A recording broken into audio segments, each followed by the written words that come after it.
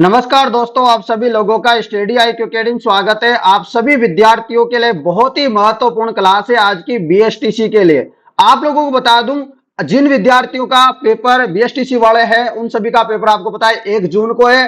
तो 2 पारियों में पेपर होगा आपका, फर्स्ट और सेकंड पारी में। ये दोनों के लिए हेल्पफुल रहने वाली है क्लास, बहुत महत्वपूर्ण क्लास रहने वाली है। और मैंने सुबह हिंदी की क्लास भी करवाई थी, वो नहीं देखे तो वो भी देख लेना। साथ में आप लोगों को बता दूं, सारी क्लासें मैं लगातार करवा रहा हूं आप सभी विद्यार्थियों के लिए। बहुत ही महत्वपूर्ण क्लास है, पुरानी क्लासें भी देख लेना और आने वाले जो कल है वहां पर भी क्लास होगी आपकी बहुत महत्वपूर्ण। तो जितना भी हो सकता है उतना मैं आप लोगों को करवाने की कोशिश करूंगा। आप हमारे साथ जुड़ जाइएगा क्योंकि मेरा टारगेट है लगभग 500 नंबर लेके आने का आप सभी विद्यार्थियों के लिए। चलिए दोस्तों, क्लास को शुरू कर देते हैं क्योंकि आप लोगों के पास भी इतना सारा समय नहीं है अब।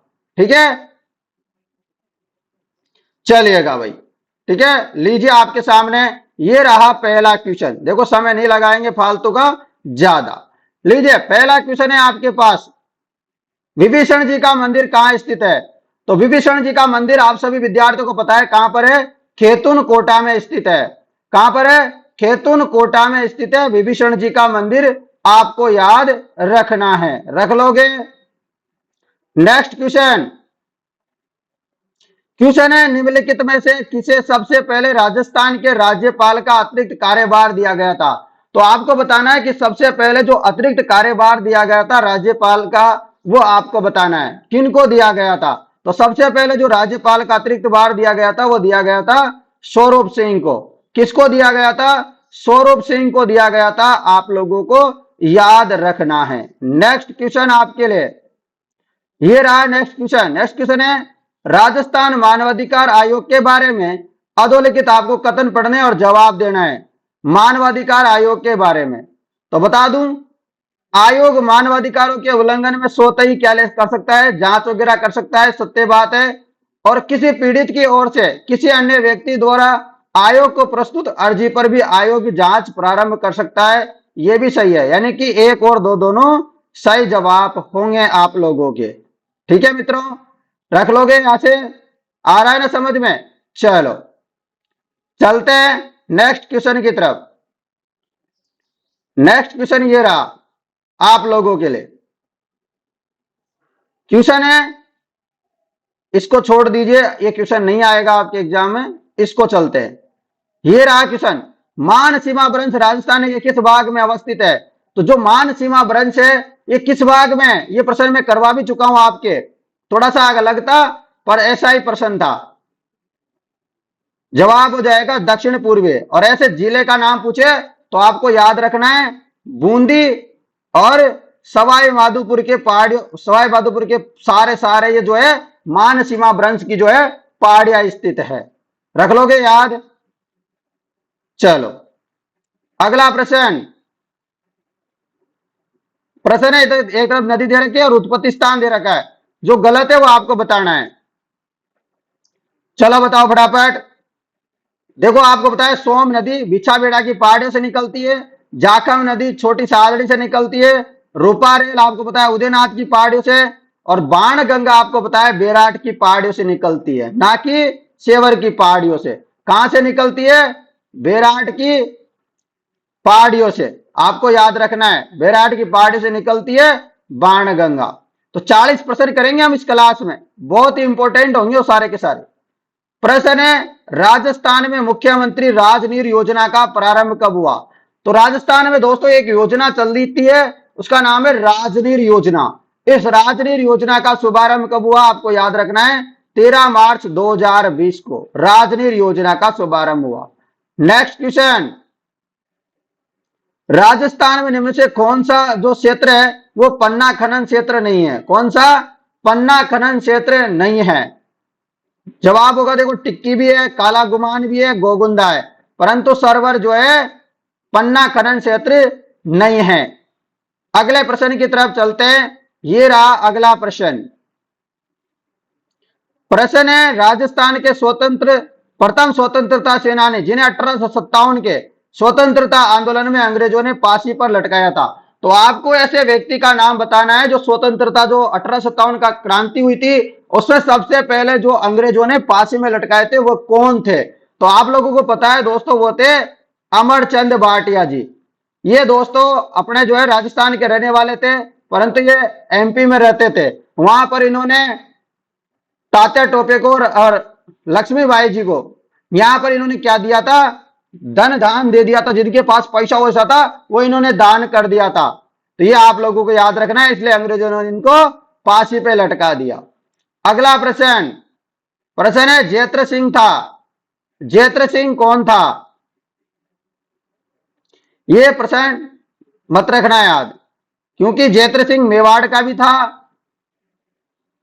और रणथंबोर का भी था, इसलिए यहां इसको मैं नहीं करवा रहा हूं आपको, ठीक है ना, क्योंकि आप कंफ्यूजन हो जाओगे। ठीक है, चलो 74वां, अपने 11वां क्वेश्चन है। क्वेश्चन है कि 74वां संविधान संशोधन कानून अनिवार्य आरक्षण का प्रावधान करता है।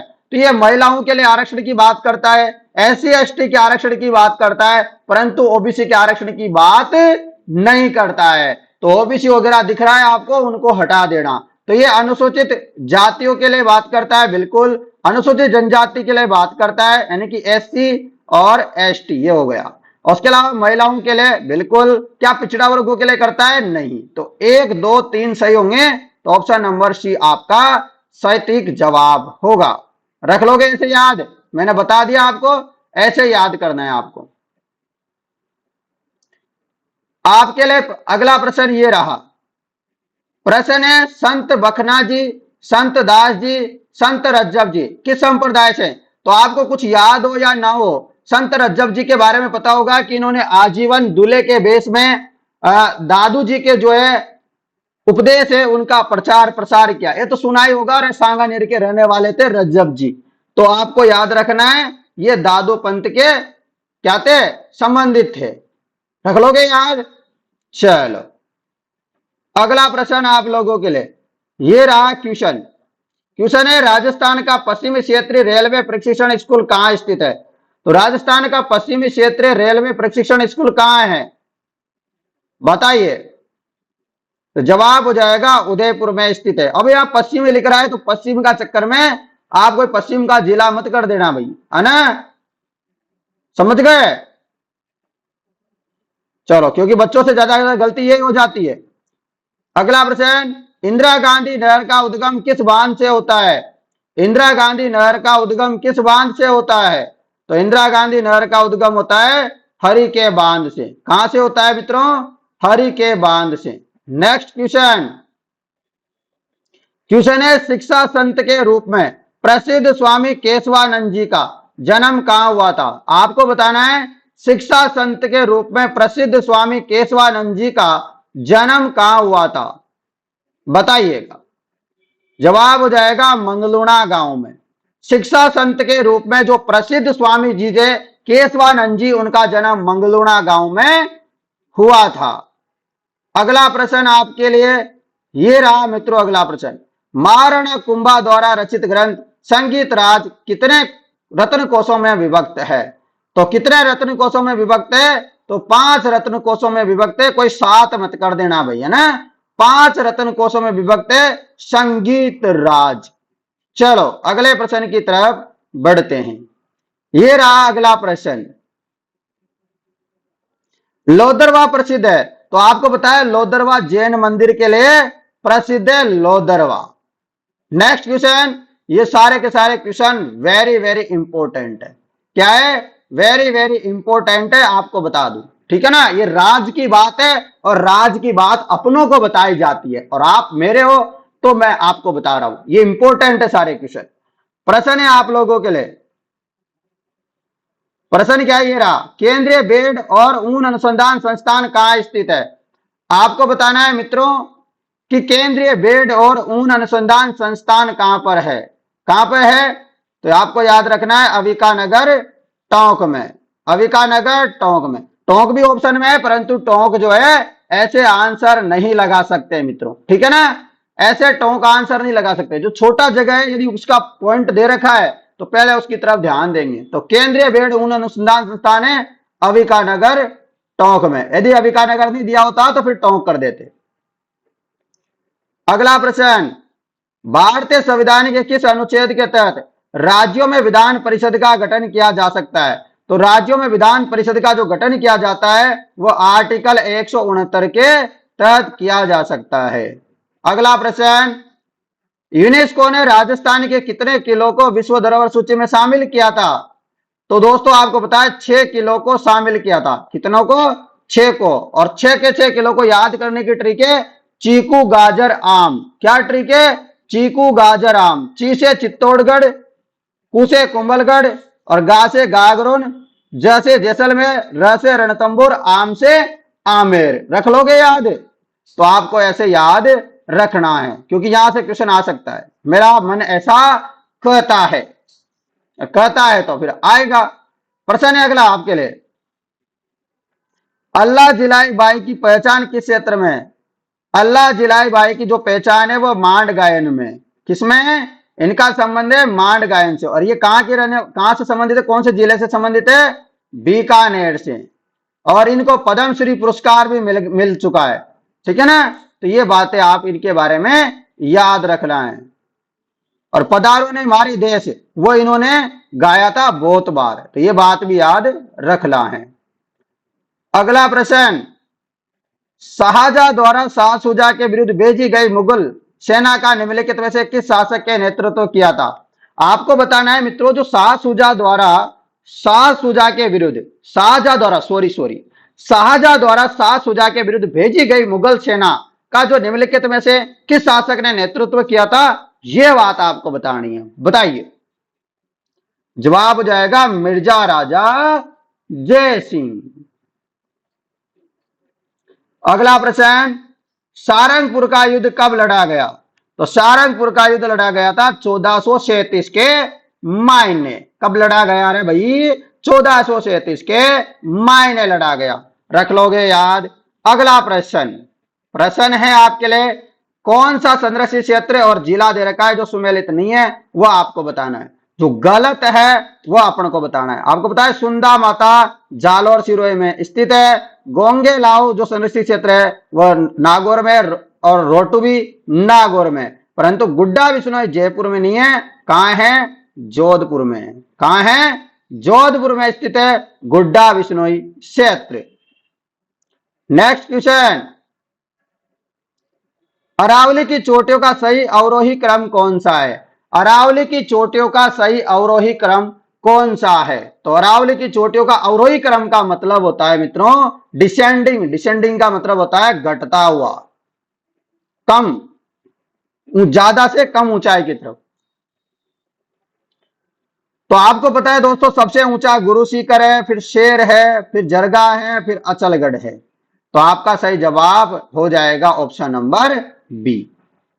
अगला प्रश्न आप लोगों के लिए, ये रहा अगला प्रश्न है, दामना आभूषण स्त्रियां कहां पर पहनती है? तो दामना आभूषण अंगुली में पहनती है। कहां पहनती है? अंगुली में पहनती है। आप लोगों को याद रखना है। चलो अगला प्रश्न आप लोगों के लिए। प्रश्न है, मेवाड़ पुकार नामक 21 सूत्रीय मांग पत्र किसने तैयार किया था? तो जो 21 सूत्रीय मांग पत्र था वो जो है मोतीलाल तेजावत जी के द्वारा शुरू किया था। गोविंद गिरी जी ने तो आपको पता है संप सभा की स्थापना की थी। किसकी? संप सभा की स्थापना की थी। रख लोगे याद। और माणिक्य लाल वर्मा ने मेवाड़ प्रजामंडल की स्थापना की थी। मेवाड़ प्रजामंडल की रख लोगे। और हरिदेव जोशी ने दोस्तों आपको पता है क्या किया था? जो संभागीय व्यवस्था थी वो खत्म हो गई थी, 1987 में इन्होंने शुरू की थी। हरिदेव जोशी ने, ये मुख्यमंत्री थे उस समय। अगला प्रश्न, चांद, तैयब, राम सिंह बाटी, साहिबा उष्णा चित्रकार किस चित्रकला शैली से संबंधित है? चांद हो गया, तैयब हो गया, राम सिंह बाटी हो गया, साहिबा हो गई, उष्णा हो गया। कहां के चित्रकार है ये? बताओ फटाफट। तो बिल्कुल समझ में आ रहा होगा आप लोगों को। यहां पर ये कहां के हैं? अजमेर के चित्रकार है। कौन? चांद, तैयब, राम सिंह बाटी, साहिबा उष्णा। फिर से नाम मैं बता देता हूं, चांद, तैयब, राम सिंह बाटी, साहिबा उष्णा। ऐसे रटो 2-4 बार, काम हो जाएगा। ठीक है भाई। चलता हूं अगले प्रश्न की तरफ। ये रहा अगला प्रश्न आपके लिए। प्रश्न है निम्नलिखित में से कौन सी कृति रचना मणि मधुकर, कौन सी रचना मणि मधुकर की नहीं है? आपको बताना है मणि मधुकर की रचना कौन सी नहीं है। आपको पता है पग फेरो भी है, रस गंधर्व है, सुधी सपनों के तीर है, परंतु जामारो नहीं है। अगला प्रश्न आप लोगों के लिए प्रश्न है महाराणा प्रताप के किस सौतेले भाई को अकबर ने जाजपुर की जागीर दी थी?